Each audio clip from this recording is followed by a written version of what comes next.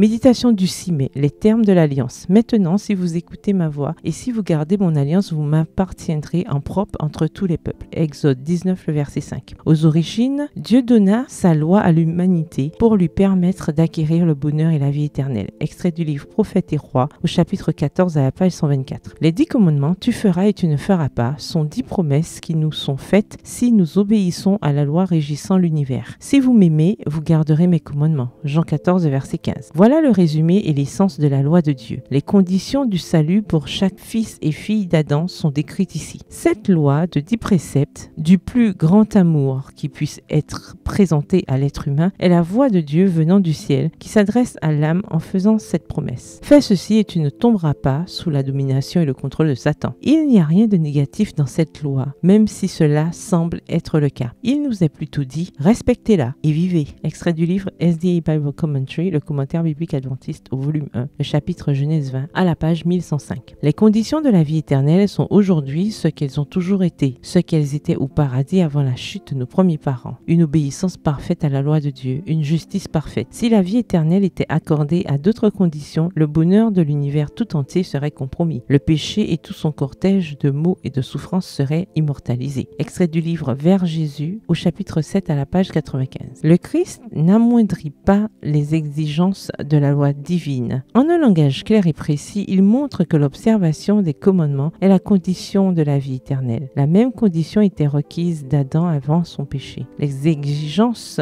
demeurent sous l'alliance de grâce, ce qu'elles étaient au jardin d'Éden. L'observation de la loi de Dieu qui est sainte, juste et bonne. Extrait du livre Les paraboles de Jésus et le chapitre Le service de Dieu à la page 344. Je reprends à la page 344. L'idéal de caractère présenté dans le Nouveau Testament est semblable à celui de l'Ancien. Cet idéal n'est pas hors de notre atteinte. Chaque commandement, chaque ordre de Dieu renferme une promesse précise. Dieu a fait en sorte que nous puissions devenir semblables à lui et il accomplira cette œuvre pour tous ceux qui ne s'obstinent pas contre l'influence de sa grâce. Extrait du livre Heureux ceux qui, le chapitre La spiritualité de la loi à la page 65. Bonne soirée et que l'Éternel vous bénisse.